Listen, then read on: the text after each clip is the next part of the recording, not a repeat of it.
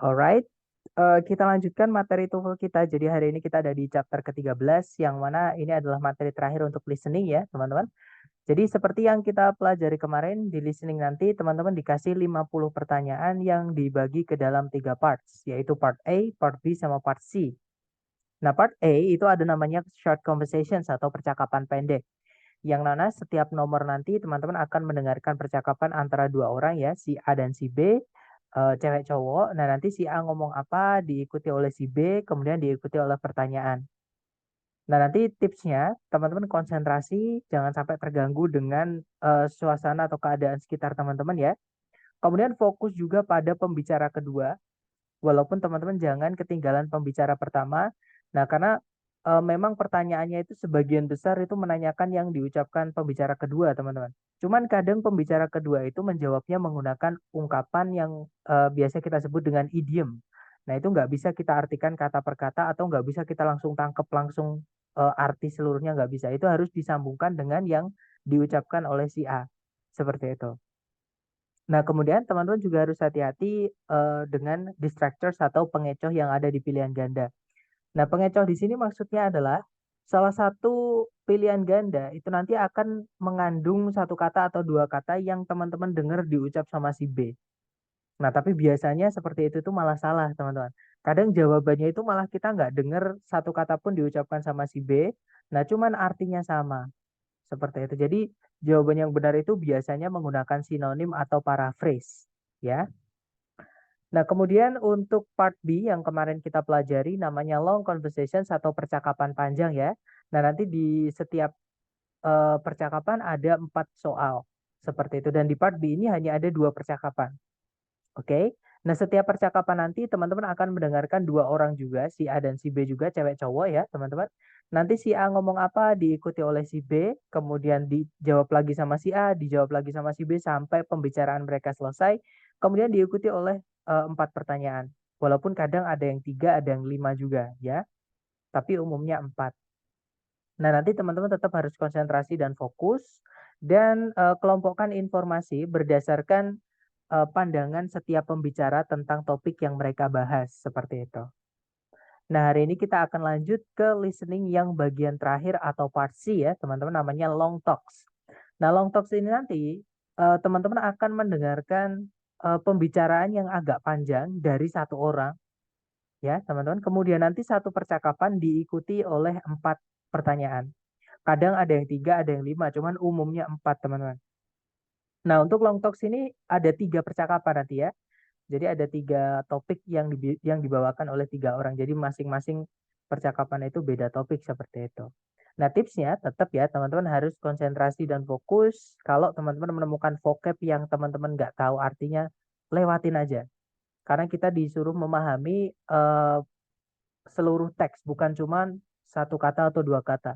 Jadi kita kadang bisa menebak satu kata atau dua kata yang kita nggak tahu artinya tadi itu dari keseluruhan makna atau dari kesatuan eh, apa ya pesan yang disampaikan. Jadi kita bisa nebak. Tapi kalau teman-teman misalkan nabrak vocab yang nggak tahu kok stuck di situ, nanti malah ketinggalan sisa ceritanya. Jadi kalau ada vocab yang nggak tahu, tinggalin aja. Teman-teman bisa lanjutkan mendengarkan sambil menikmati apa namanya artinya, sambil mengartikan gitu ya. Jadi listen carefully itu tadi harus fokus sama konsentrasi. Nah, kemudian sambil mendengarkan, teman-teman sambil berusaha memahami alur dari pembicaraan. Jadi misal kalimat pertama, oh si pembicara ngomongin tentang itu. Kalimat kedua pasti masih nyambung dengan yang dibicarain tadi, teman-teman. Ya, nanti kalimat ketiga pasti nyambung dengan kalimat kedua. Kalimat keempat pasti nyambung dengan kalimat ketiga. Dan seterusnya. Jadi kayak mengalir gitu.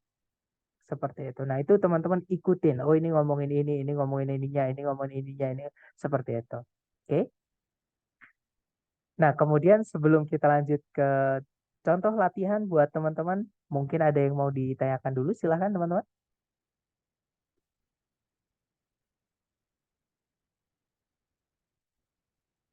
Saya rasa aman ya, nggak ada pertanyaan. Nah, kalau gitu saya mute dulu supaya nanti tidak ada suara-suara mengganggu ya, teman-teman. Silahkan dicoba dulu, nanti teman-teman kirim ketika 4 jawaban sudah ketemu, oke? Jangan takut salah dulu, dicoba dulu. Silahkan teman-teman. Now we will begin Part C with the first talk. Questions 39 through 42. Listen to a talk by a student advisor on campus. I'm Ms. Morton, your advisor. I'd like to explain the policies for dropping classes at this school. It's important to understand these policies or your grades can suffer. The policy at this school is that you can drop a course within the first 3 weeks of the semester. To drop a course, you first need to get the signature of the professor of the course you want to drop on an official drop card. Then you need to come to me to get the signature of your advisor. Let me give you a couple of strong warnings. First, you cannot officially drop a course after the first 3 weeks of the semester. If you are having problems in a course and you decide later on that you want to drop the course, it is impossible to do so. Second, if you stop attending a course without going through the official drop procedures, the course will remain on your schedule and you will receive a failing grade. It is important for you to understand these procedures and follow them. If you do so, you will not have any problems. Any questions? Number 39. What is the primary topic of the talk?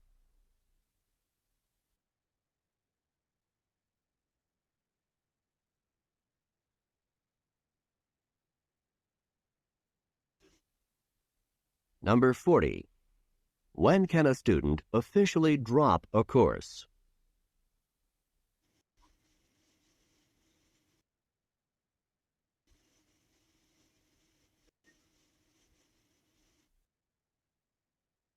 Number 41. How many signatures are necessary to drop a course?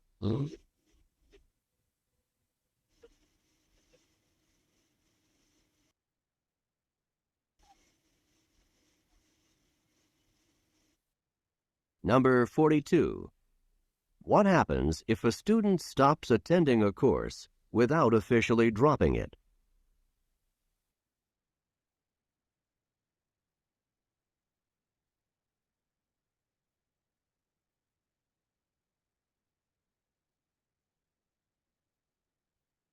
Alright, thumbs up. Silahkan jawabannya teman-teman dikirim di chat dulu sedapatnya teman-teman ya. Kemudian kita bahas bareng. Oke, ada jawaban BCCD, ada juga BCBB, BCCC, CCCC. Oke, BCCA. Alright, BDDB. Oke, mari kita cek ya teman-teman. Kita dengarkan kembali audio dan skripnya supaya nanti mudah untuk kita bahas bareng. Mari teman-teman.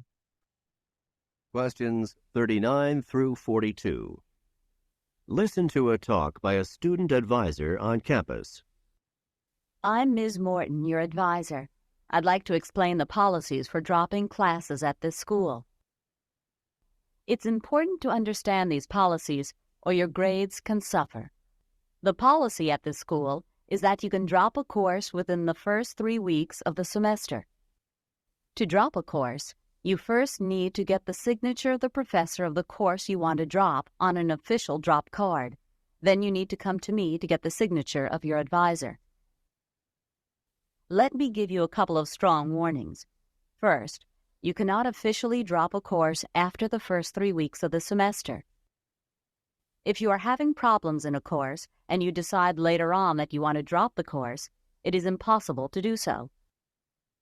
Second, if you stop attending a course without going through the official drop procedures, the course will remain on your schedule and you will receive a failing grade. It is important for you to understand these procedures and follow them. If you do so, you will not have any problems. Any questions?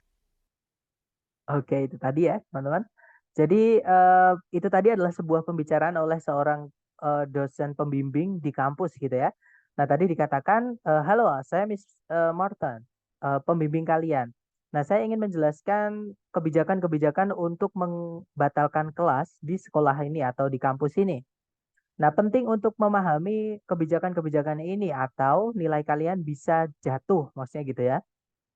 Kebijakan di sekolah ini adalah kalau atau bahwa kalian bisa membatalkan sebuah mata kuliah di dalam atau masih di dalam 3 minggu pertama dari semester tersebut.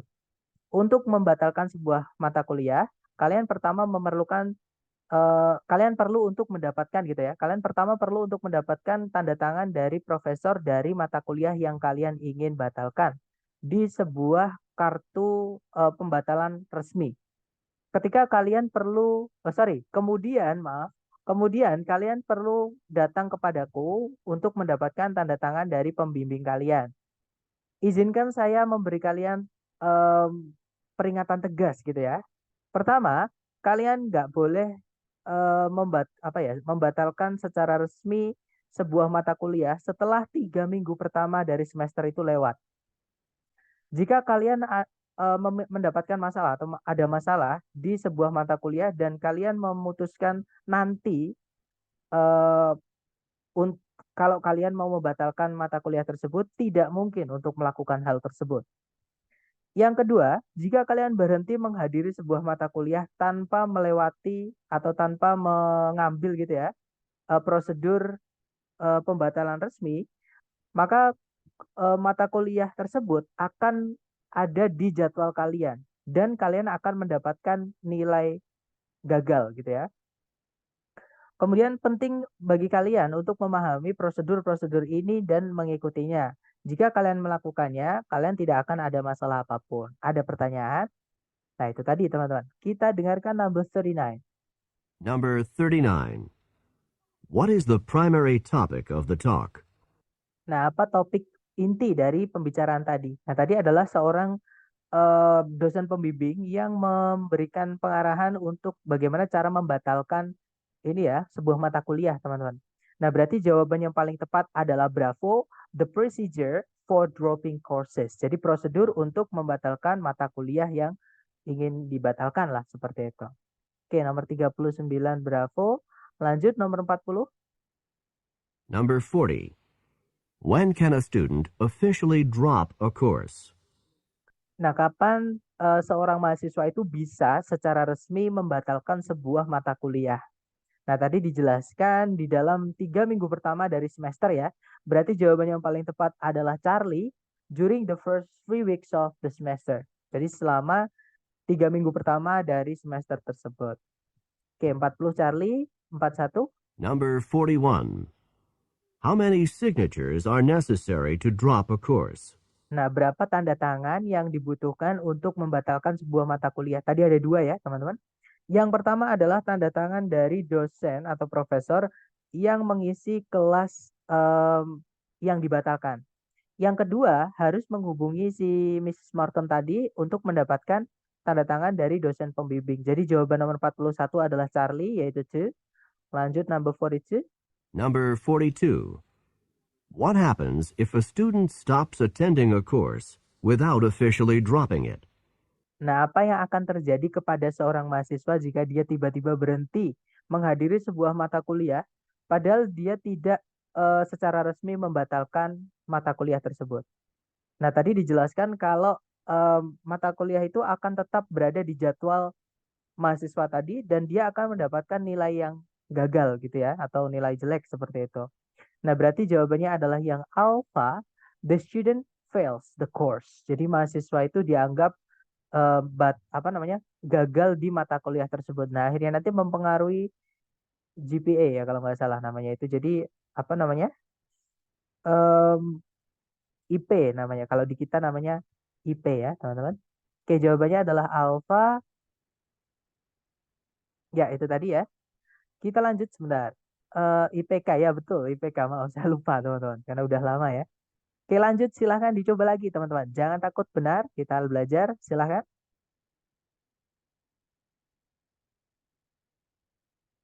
Questions 43 through 46. Listen to a talk about the California Gold Rush. The California Gold Rush, which figured so prominently in the development of the West, was actually the result of a chance happening. Captain John Sutter received the rights to a large piece of land near what is today Sacramento in Northern California. Sutter's main purpose was to develop a lumber business from the huge expanses of trees on his property. It was during the construction of a sawmill for his lumber business that gold was found on the bank of the American River. As news about the gold spread, thousands of gold prospectors descended on Sutter's property. Sutter's business was destroyed by the prospectors, and Sutter received little from the gold that was found there. Although Sutter died a poor and disheartened man, the population of California increased tremendously because of what was found on his property. Number 43. What kind of business was Sutter undertaking?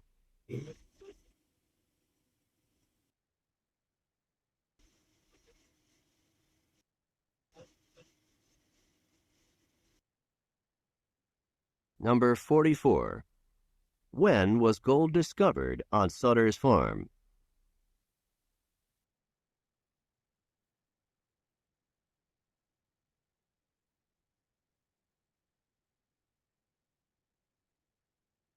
Number 45. What benefit did Sutter receive from the discovery of gold on his property?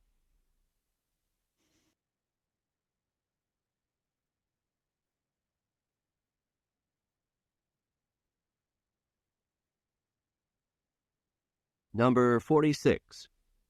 What is the speaker's main point in this lecture?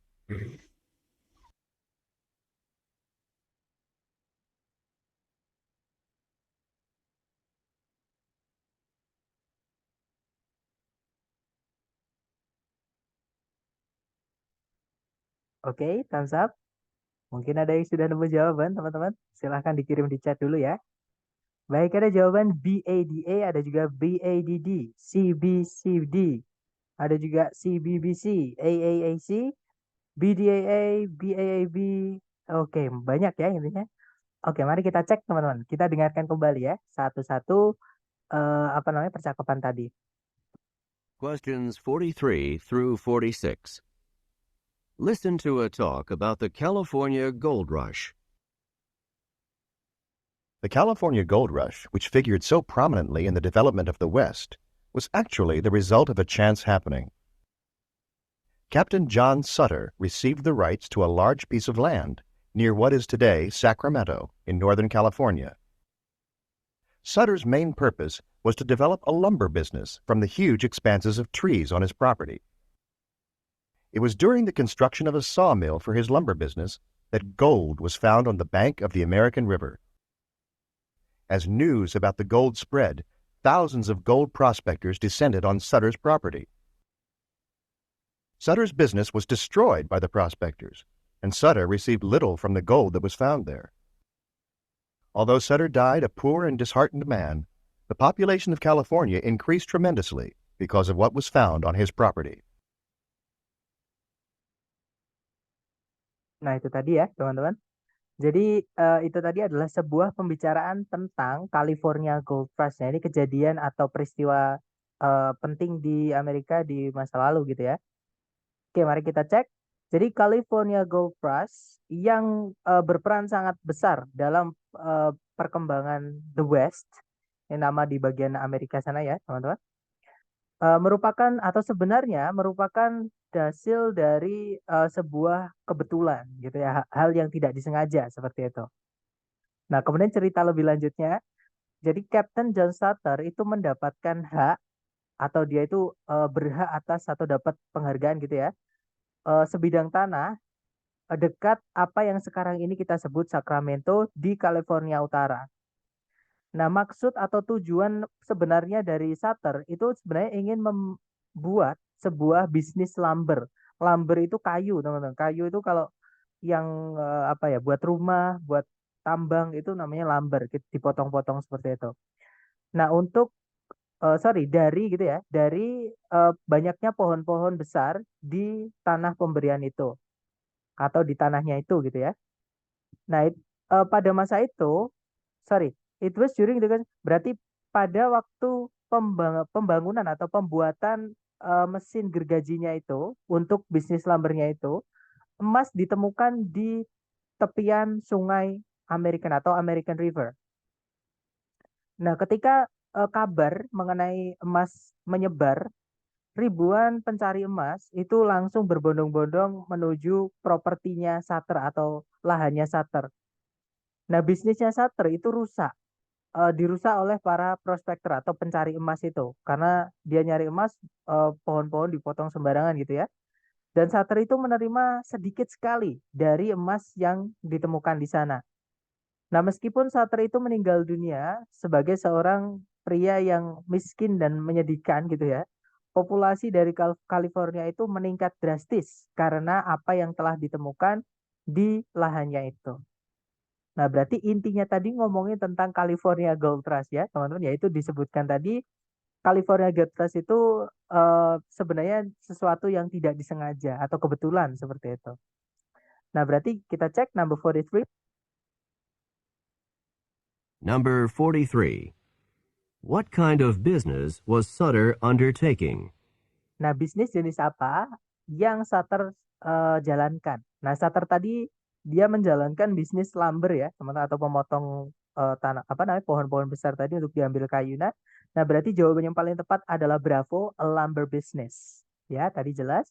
Kemudian number 44. Number 44.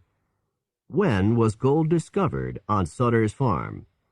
Nah, kapan emas itu ditemukan di lahannya Sutter? Tadi ditemukan ketika during the construction of the sawmill ya. Jadi ketika mesin gergaji pabriknya itu mau dibangun atau sedang dibangun, nah emas ditemukan di American River. Nah, akhirnya orang-orang yang dengar beritanya langsung ke situ semua. Nah, berarti jawaban yang paling tepat adalah alpha during the construction of sawmill. Oke. Sebentar. Ya, that's right. Lanjut ke number 45. Number 45.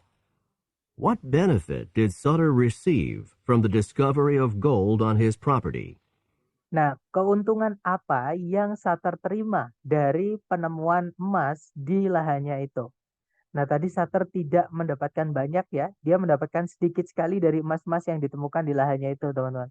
Nah, berarti jawaban yang paling tepat adalah yang delta. Little or nothing. Jadi sangat sedikit atau bahkan tidak ada seperti itu.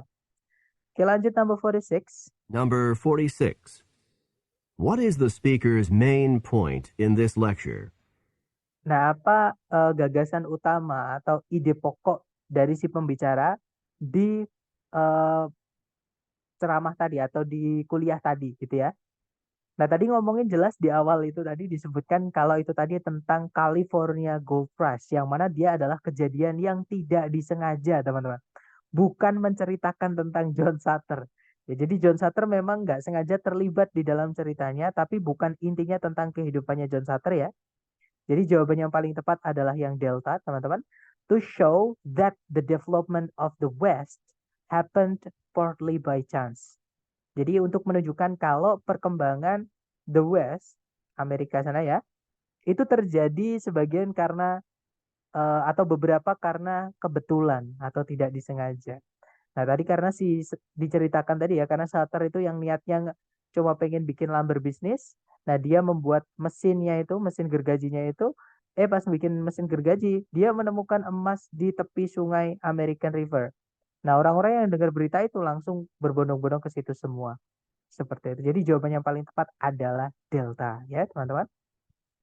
Oke, kita lanjut ke percakapan terakhir. Teman-teman coba dulu, jangan takut salah. Silakan, teman-teman. Questions 47 through 50. Listen to a talk to university students. This lecture series is intended to help students at this university benefit more from their studies here. The topic of tonight's talk is how to manage your time. Time is a very important commodity when you are a university student. There simply never seems to be enough of it to go around. You will need to attend classes, study, complete homework assignments, work on research, eat, sleep, perhaps hold down a part-time job, and maybe actually find time to relax for a moment or two.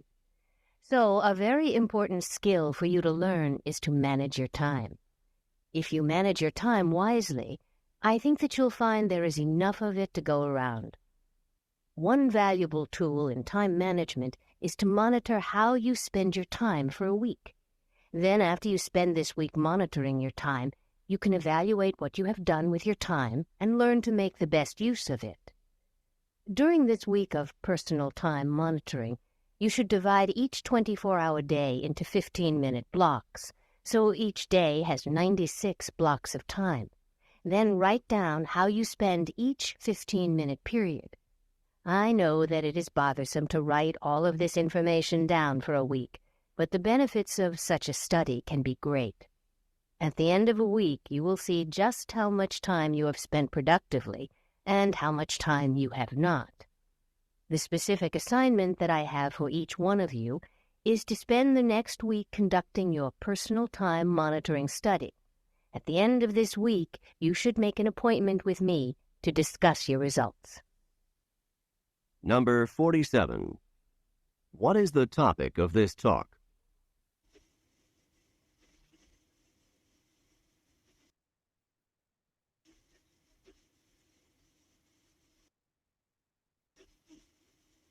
Number 48. What valuable tool in time management is discussed here?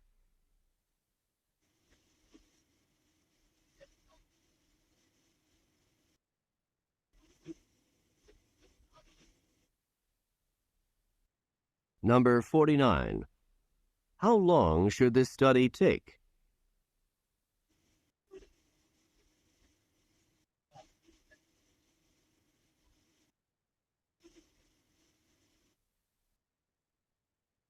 Number 50. What should the students do at the end of the study?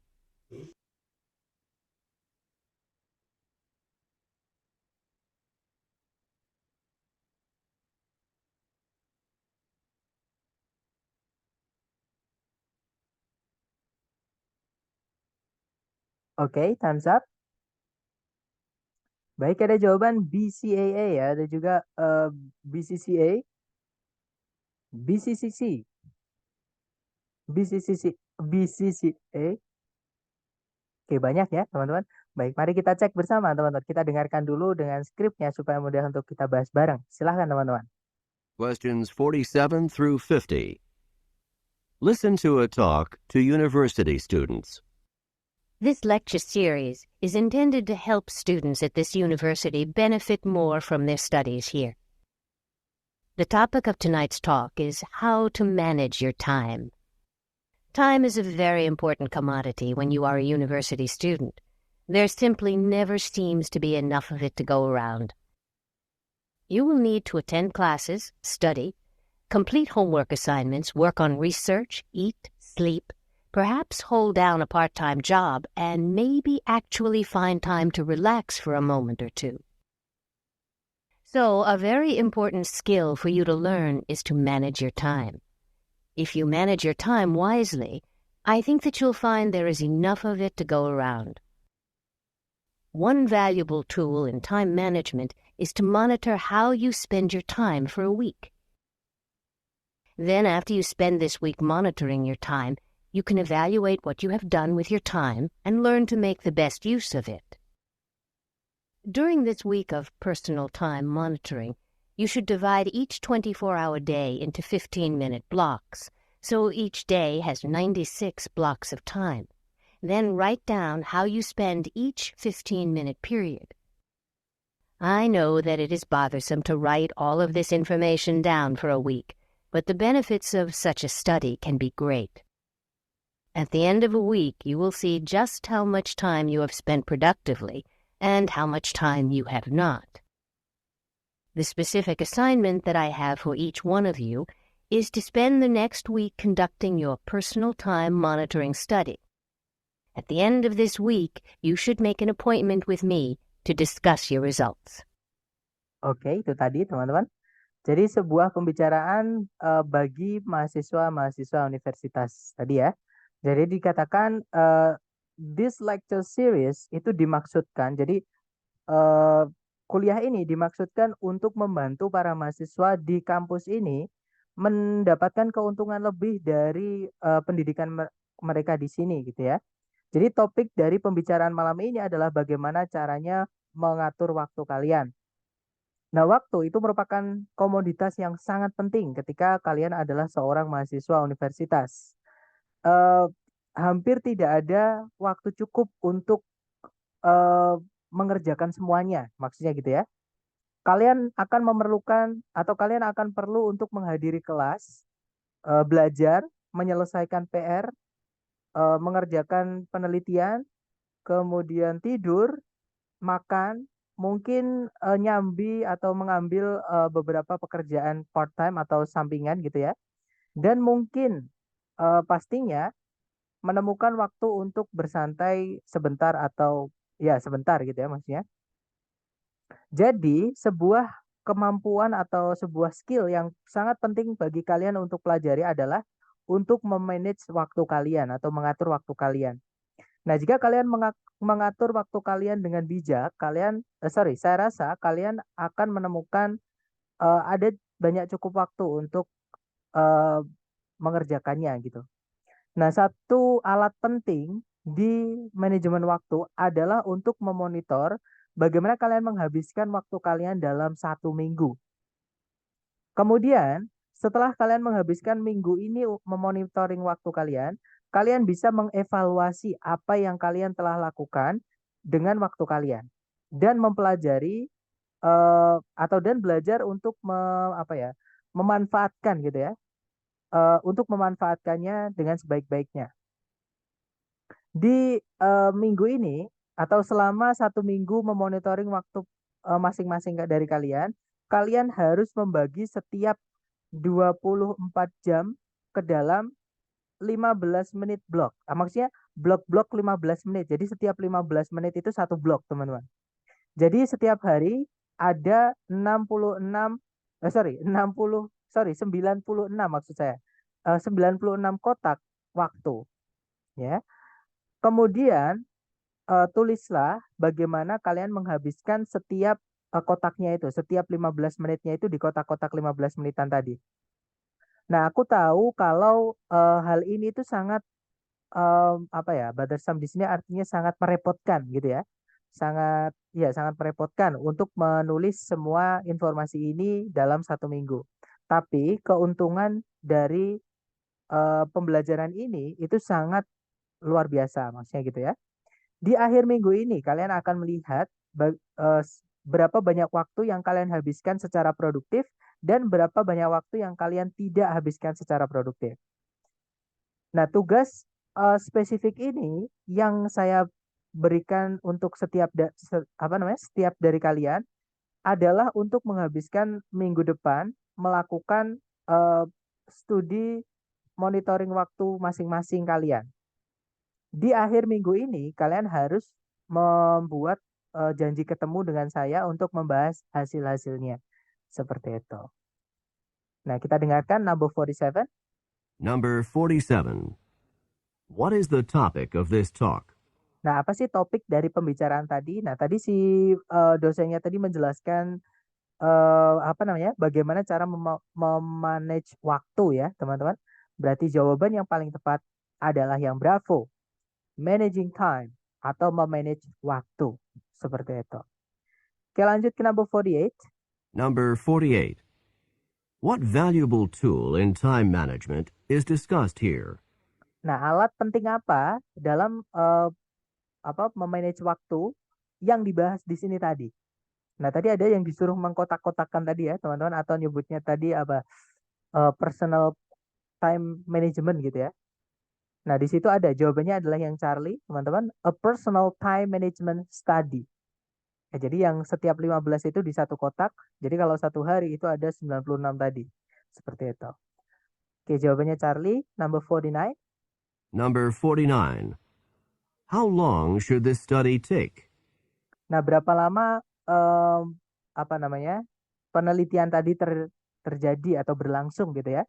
Nah, tadi akan dilakukan untuk 1 minggu ke depan. Berarti jawabannya paling tepat adalah yang Charlie 7 days. 7 days sama dengan 1 week ya, teman-teman.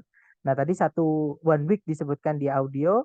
Nah, di sini ditulisnya 7 days. Artinya sama, 1 minggu. 49 Charlie. Lanjut, number 50. Number 50. What should the students do at the end of the study? Nah, apa yang para mahasiswa harus lakukan di akhir penelitian itu? Nah, tadi sama profesornya dikasih tahu ya untuk menemui profesornya untuk membahas hasilnya. Seperti itu. Nah, berarti jawaban yang paling tepat adalah yang alpha. Make an appointment dengan beliau seperti itu. Ya. Jadi jawabannya alpha seperti itu, teman-teman. Nah, itu tadi adalah kurang lebih listening yang bagian terakhir atau part C, ya. Nah, di part C ini memang yang bikin sulit adalah topik bahasanya, teman-teman. Jadi topik bahasanya itu akademik. Cuman enaknya adalah yang ngomong satu orang. Jadi kita nggak perlu fokus tiba-tiba belok ide apa namanya pembahasannya pasti nyambung dengan sebelumnya sebelumnya itu pasti nyambung seperti itu. Nah, mungkin sebelum kita tutup, adakah yang ingin ditanyakan dulu dari teman-teman? Silahkan teman-teman.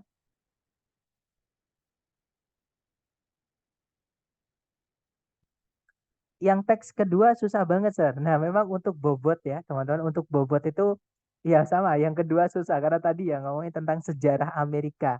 Lebih tepatnya California Gold Rush. Nah, kalau gini teman-teman, ini bukan cuma di listening ya, di reading juga sama. Jadi kalau teman-teman nanti semakin banyak latihan, terutama kan gak enaknya TOEFL itu gini.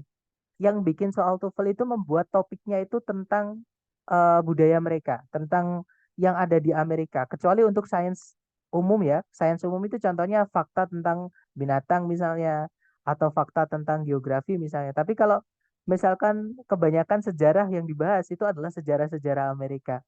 Nah, itu teman-teman supaya lebih sering dapat materi itu sering-sering latihan. Mumpung kalau latihan itu enaknya teman-teman bisa ulang-ulang-ulang seperti itu. Mau nangis sama daftar vocab hamba yang sangat sedikit astaga. Nah, teman-teman gini, eh, teman-teman nggak perlu memaksakan untuk bisa menguasai ketiganya kalau waktu teman-teman singkat ya. Itu juga sangat tidak disarankan. Kenapa? Karena untuk TOEFL ini normalnya ya, normalnya orang belajar TOEFL untuk supaya bisa menguasai ketiganya, itu teman-teman akan menghabiskan kalau ini normalnya teman-teman, itu 2,5 tahun. Nggak mungkin teman-teman punya waktu sebanyak itu ya. Sedangkan saya tahu mungkin TOEFL ini hanya salah satu syarat aja buat teman-teman. Makanya tips dari saya adalah teman-teman hajar yang menurut teman-teman paling teman-teman kuasai. Misalkan kalau saya misalnya, saya paling seneng di structure. Nah, terus waktu saya kok cuman sedikit sampai untuk mengejar misalnya apa ya, persyaratan lah. Biasanya kan kalau TOEFL sertifikatnya itu untuk persyaratan, teman-teman. Nah, maka eh, apa namanya? Teman-teman pastikan di structure aja. Kalau teman-teman merasa kalau paling gampang di structure gitu ya. Kalau di listening ya hajar di listening. Cuman listening itu nggak enaknya susah nyari bahan belajar, teman-teman. Dan kita nggak bisa bikin sendiri ya tutor-tutor karena ada suaranya dan suaranya itu kalau bisa asli dari suara orang Amerika. Karena sebagus-bagusnya orang Indonesia itu nggak sebagus aslinya ya, teman. Nggak sebagus yang punya bahasa asli seperti itu. Terutama untuk vocab-vocab yang memang nggak familiar, maksudnya nggak common gitu, yang nggak dipakai setiap hari seperti itu. Dan di part C ini sering banyak keluar. Nah gitu. Jadi untuk mencari, tapi saya punya, kalau teman-teman nanti request saya ada banyak untuk paket TOEFL yang udah jadi. Ya nanti boleh request satu-satu, misalnya satu udah selesai, boleh request lagi seperti itu. Ngomongnya juga cepet rasanya. Nah itu gini teman-teman, kalau di TOEFL itu tergantung orang yang ngisi suara. Cuman kalau pengalaman saya dibandingkan dengan yang asli ya, orang sana ngomong, itu menurut saya lebih cepat yang asli, yang natural.